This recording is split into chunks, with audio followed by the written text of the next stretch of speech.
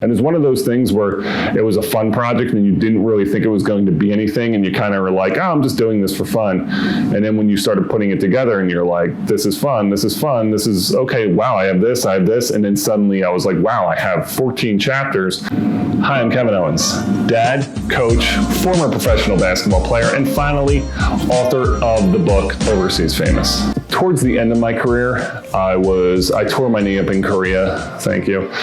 Mobus Vivus. So I tore my knee up in Korea. They didn't pay for it. They sent me home, which was a breach of contract, but that's a whole nother story. It's in the book. But when I had to kind of adjust that knee injury, there was a lot of ligament damage, there was a lot of cartilage damage, and I ended up rehabbing for a while. Kind of came back because I wanted to keep the career going, went to New Zealand, but I just couldn't jump the same. So I ended up waiting for a while to go play until I got a call to go to Kosovo. So that wait, I started a blog, and it was called Waiting for Go Dunk, like Waiting for Godot, just detailing my journey as a waiting to go play athlete. I mean, a lot of guys had jobs, and I was just sitting at home, working out every day, so I started blogging about it. When I ended up getting picked up.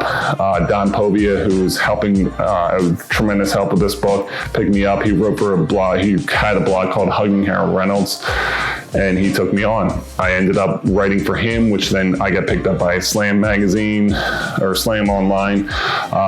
SB Nation. I had stories published on ESPN, Fox Sports, all these different avenues. So I took a lot of that writing that I had towards the end of my career, adding to them and being like, okay, this, let's like make this a full story, because I have some bits and pieces, but now let's make it a more full story. And I ended up doing that, all those stories, putting them all into a book.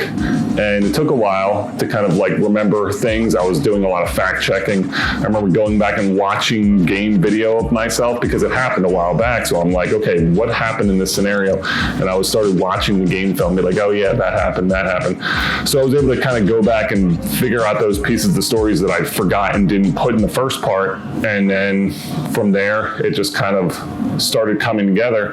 And it's one of those things where it was a fun project and you didn't really think it was going to be anything. And you kind of were like, oh, I'm just doing this for fun. And then when you started putting it together and you're like, this is fun, this is okay, wow, I have this.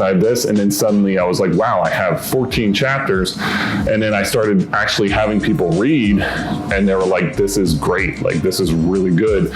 You have a lot of fun stories. And I always said I'm lightning rod. Everything that happened to the average overseas basketball player has happened to me. I started playing basketball when I was a kid. I had an older brother who used to beat me up a lot, and he was a really good basketball player. So he kind of taught me the ropes. I wasn't good until, well, for some people will say until I got to the pros, but I was pretty good in high school my senior year. I didn't start until my senior year in high school. Went on, got a Division I scholarship, played 4-year starter at Monmouth University, scored 1,000 points, then played professional basketball for a long time. But the start of my career was definitely interesting because I didn't take the normal path. And I think a lot of kids these days think that it's going to be easy, that, you know, if you're not on some kind of weird, dumb AAU who's the best player in the area list, by the time you're a sophomore, you have no shot. That's not true. People bloom and develop at different times. I was a late bloomer. I didn't get muscles until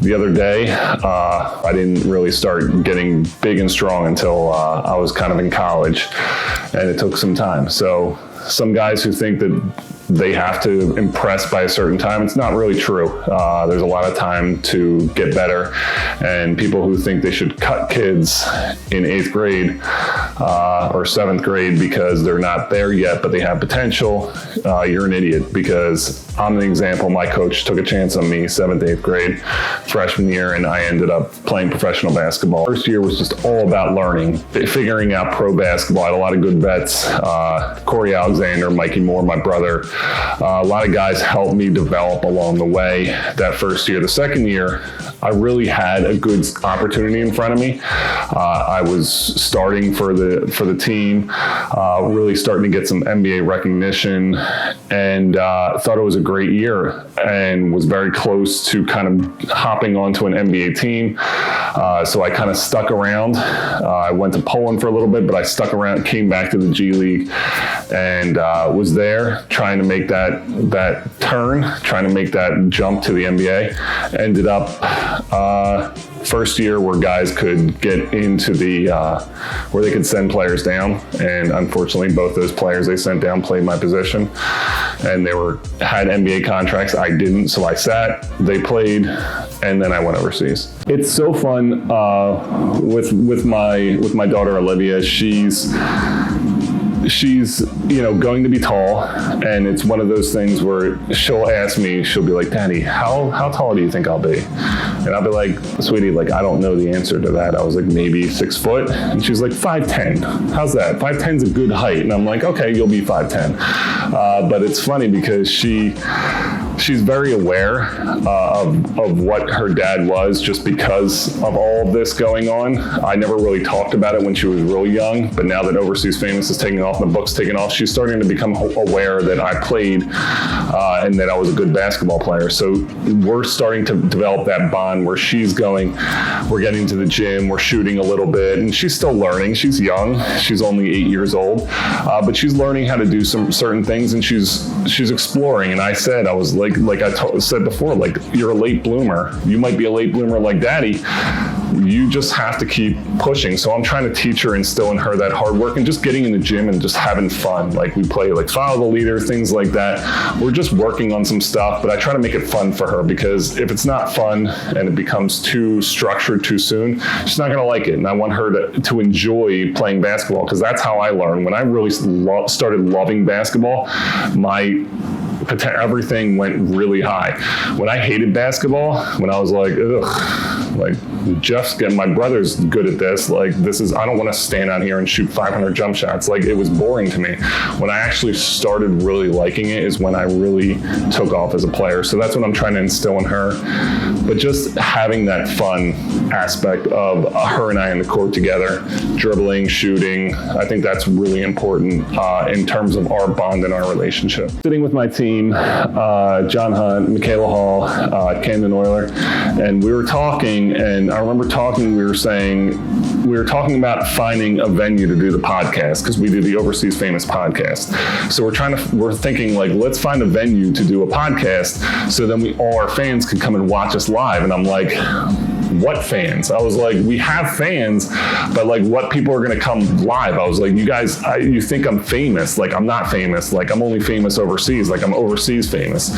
And we all started laughing, and we were like, Michaela was just like, that's a great name. And then we were just talked about it. I was like, that's what I'm going to name the book. That's what I'm going to name the podcast. That's what I'm going to name everything. We just kind of started the Overseas Famous brand from that specific conversation. Because you can play in the NBA and you can be Scottie Pippen or Jordan, and you walk into a crowd and everyone knows you and still flocks to you.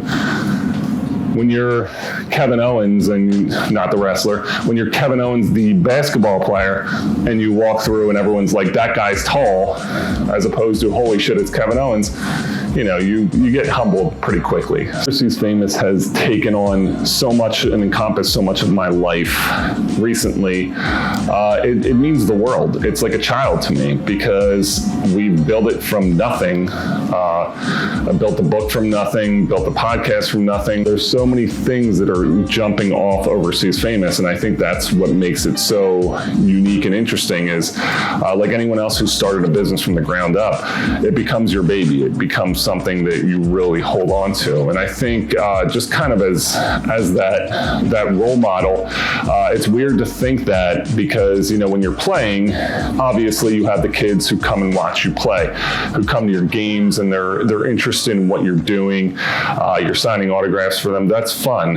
But when you actually think about the people that I'm talking to now who are looking at me as like a role model for overseas athletes and looking for that help and being like, what do I do when I'm retiring? Where do I go?